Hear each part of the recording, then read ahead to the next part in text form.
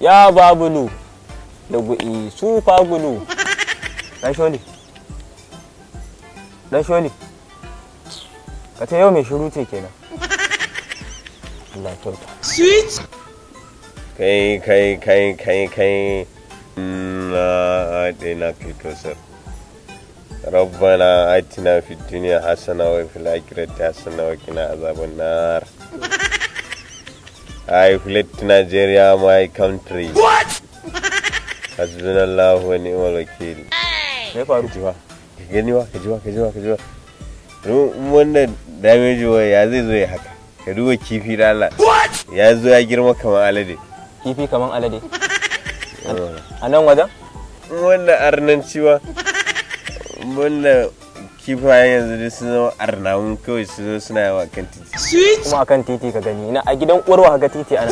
Don wannan dan lokacin kifiwa ga abin da yake yi wa. Ya zo yana hutsari a ciki. Wanda arnanciwa.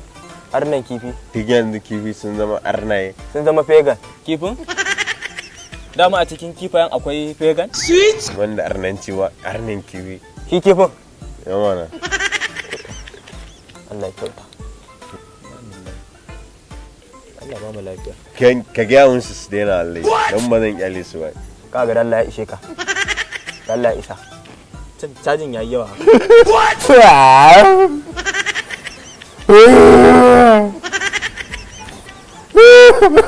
Me kuma na yin kuka? Me faru? Ba kai wani ka zo kana ta zagi na kuma ka san ni maraya ne. A ina na zage ka kuma ina ka zama maraya? Ai ka san mawana ta mutu shekaru 3 kafin ta haife ni. Amma ka zo kana cin zalina. Shekaru 3 kafin ta haife ka? Maman taku ta mutu shekaru 3 kafin ta haife ka saboda tsabagen kare na mana hankali. Ka zo kana ta cin zalina. Kai an ci zalinka. Kai bari ka jin gaya ma. Da ni zan auri baban mu ya mun kafa saboda yana zuwa da mota. Shi ne na gaya ma da ni zan auri baban mu ya mun kafa saboda yana zuwa da mota. Su bare na mutane hankali in ban sauke ma cajin ka ba Allah dina. Ni za ka yi min ƙarya. An gaya ma ni bugagge ne. Bugagge? An gaya ma na bugu ne. Ya kaman ya ka bugu. Bare to bugagge. Kai. Wannan duwatsu yake ci ne ko me?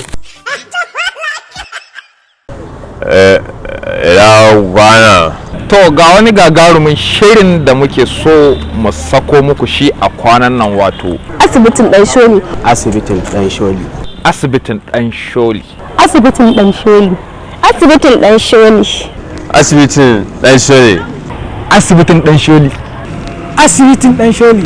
Ku garzaya fakar a riga ku don ya haɗu karshen haɗuwa ne. Kar ku bari a baku labari. Kada ku bari a baku labari. Ku ku yi subscribing a YouTube channel mai suna Nishadi 24 TV. Nishadi 24 TV.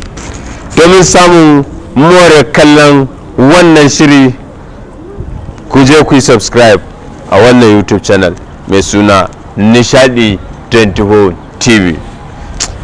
Yeah, let me promise you something. Wannan aiki ne da ya bambanta ba kamar wanda kuka saba gani ba saboda na san dai ba ku taba gani na da kayan likitanci ba, right? Sannan kuma sai aka ce wani asibitin gaba ɗaya ma nawa ne.